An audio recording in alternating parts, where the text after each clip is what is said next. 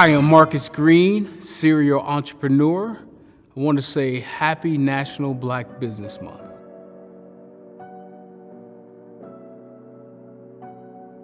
Well, it comes from a place of within, one, I don't want to let myself down. Two, I don't want to let my family down. And I just want it to be successful. So just because you don't know something right now, that's the operative word, right now, that doesn't mean that you're a failure, you can't succeed. And that's how I took it. I said, well, this area is new to me. I didn't get taught that when I was in school. So I self-taught myself through the evenings all that I need to know to make it through the next day. It was always that burning desire in me. I sold bikes as a kid. I sold candy as a kid. You name it, I was trading it. So it was always there. And, I come from a family history. My dad was an entrepreneur. My brothers and things like that was entrepreneurs. So my uncles were entrepreneurs. So it's just in me. Very good question. So not always everyone has the ability to just cut ties and just go and burn your bridges, as someone says. So for me, I started out. I had a job, and I started out on the side selling insurance.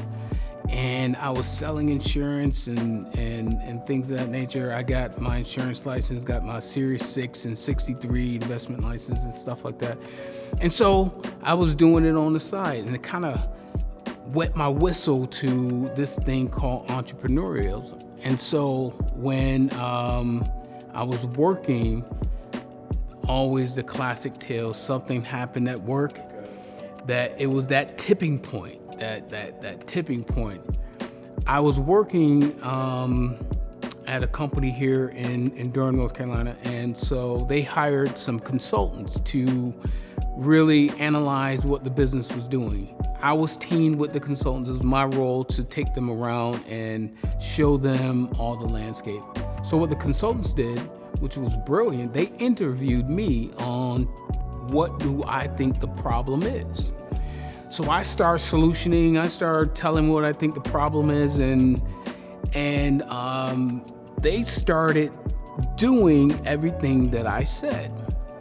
The project went 3 months. At the end, the consultants, we kind of built a relationship, and they told me, said, Marcus, why don't you do this on your own?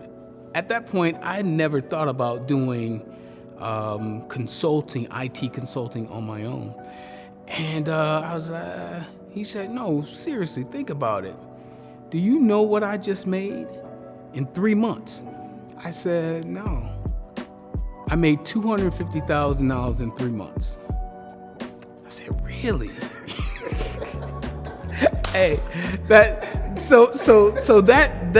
stuck in the back of my mind. And he said that, and you did the work. He was very, very upfront and honest, said, you did the work. And I said, Fast forward, this manager at the time, there was another position open in a different department that I wanted to apply for. So I go to my manager out of respect, letting her know that, hey, I want to apply for this other position. She said, you can't go until you get me what I need. I said, what? I won't let you go until I get what I need out of you. I said, okay. So that day, went back to my cube, packed up my stuff, and I left. That's a very, very, very good question. So I think there is something to say with that stick-to-itness and staying in an area to get proficient, right? He was saying I should go out on my own because I was proficient. I was able to do the work that commanded more, right? So no job will ever truly pay you what you're truly worth. But the point is that you have to get to a point where you know your worth. And at the time, I didn't know my worth until this gentleman, he kind of helped me kind of quantify what my worth was in the marketplace. So I think a lot of times some people get out there too fast before they truly know the value of their worth, and they've put in the work to be able to get what they're worth.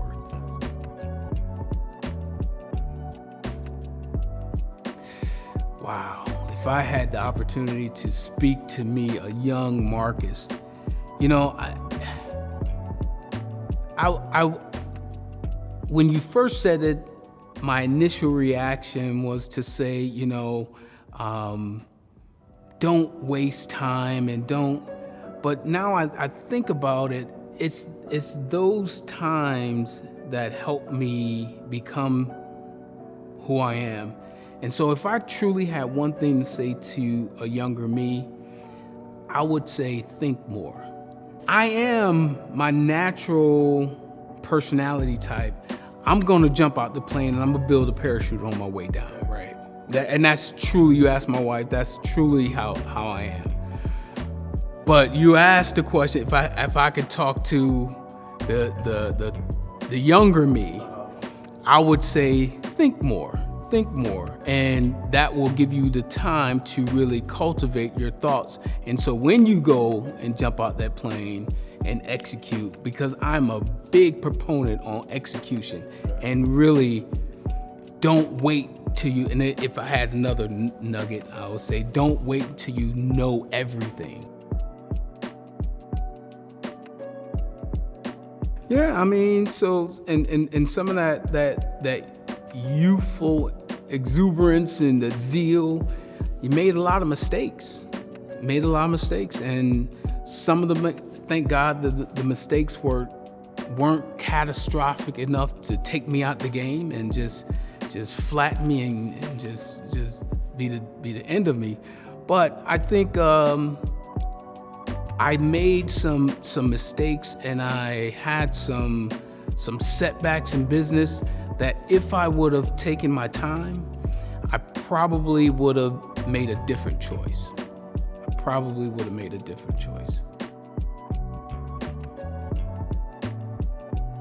Man, you know what? I'm always gonna bet on black. Always gonna bet on black. At the end of the day, P. Nate, my dad said, listen, man, if you have air in your lungs and activity of your limbs, you can make the next day work. And that's how I'm wired. Like, everything could have gone totally wrong today, but if God gave me the opportunity to open my eyes to the next day, man, I got a short memory. I gotta go make it work.